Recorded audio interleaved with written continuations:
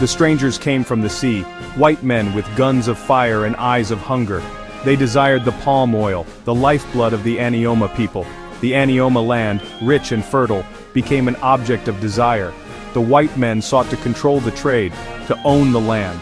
This was unacceptable. The Anioma people would not be subjugated, not in their land, never in their time.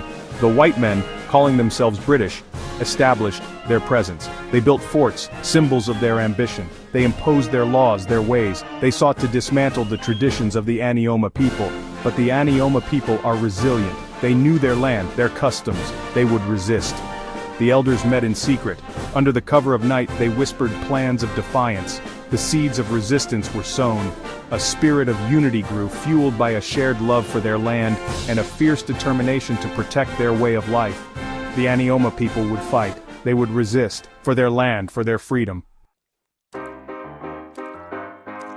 A name traveled on the wind, whispered from village to village, Ekumeku. It meant the palm tree will not be felled. It became a symbol of resistance, of unity, a beacon of hope in uncertain times. The Ekumeku society was born, a secret society bound by oath and tradition. Their goal to drive out the invaders. The Ekumeku warriors were farmers and hunters, blacksmiths and traders, ordinary men, united by an extraordinary purpose. They trained in secret, mastering the art of war. They used what they had, spears and shields, bows and arrows. Their knowledge of the land, their greatest weapon. The Ekumeku operated in the shadows. Swift and silent, they struck fear into the hearts of the British. They attacked outposts, disrupted trade routes. They used the terrain to their advantage. The forest became their shield, the rivers their allies. Their bravery became legend. The first clash came like a wildfire. The British, emboldened by their perceived power, pushed further into Anioma land. They met unexpected resistance. The Anioma warriors, fueled by righteous anger, fought with the ferocity of lions. The forests echoed with the sounds of battle. The first phase of the Ekumeku War had begun. From 1883 to 1900, the land ran red with the blood of both sides. The Ekumeku, though outnumbered and outgunned, fought with unwavering courage. They won victories, small but significant. Each victory fueled their resolve. Each victory showed the British that the Anioma people would not be easily subdued.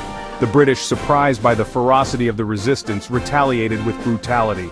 They burned villages, destroyed crops. They sought to break the spirit of the Anioma people. But the spirit of the Ekumeku was not so easily broken.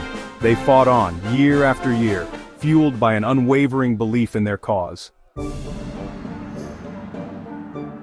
The British, frustrated by their inability to crush the Ekumeku, regrouped and launched a final offensive. They brought in reinforcements, new weapons of terrifying power. They attacked with a vengeance. The second phase of the war was even more brutal than the first. The Ekumeku, though weary, fought with the courage born of desperation. They knew their land was at stake, their way of life hanging by a thread, but the odds were stacked against them. The British firepower was too much to overcome. In 1914, the Ekumeku resistance was finally crushed. The British, victorious but not unbloodied, had claimed Anioma land. But the spirit of the Ekumeku lived on, their bravery, their sacrifice forever etched in the memory of the Anioma people. The Ekumeku War, though a defeat on the battlefield, was a victory for the indomitable spirit of a people. It serves as a reminder that even in the face of overwhelming odds, resistance is possible. The Ekumeku, though gone, left behind a legacy of defiance, a testament to the enduring human spirit. They showed the world that the palm tree, though it may bend, will never truly be felled.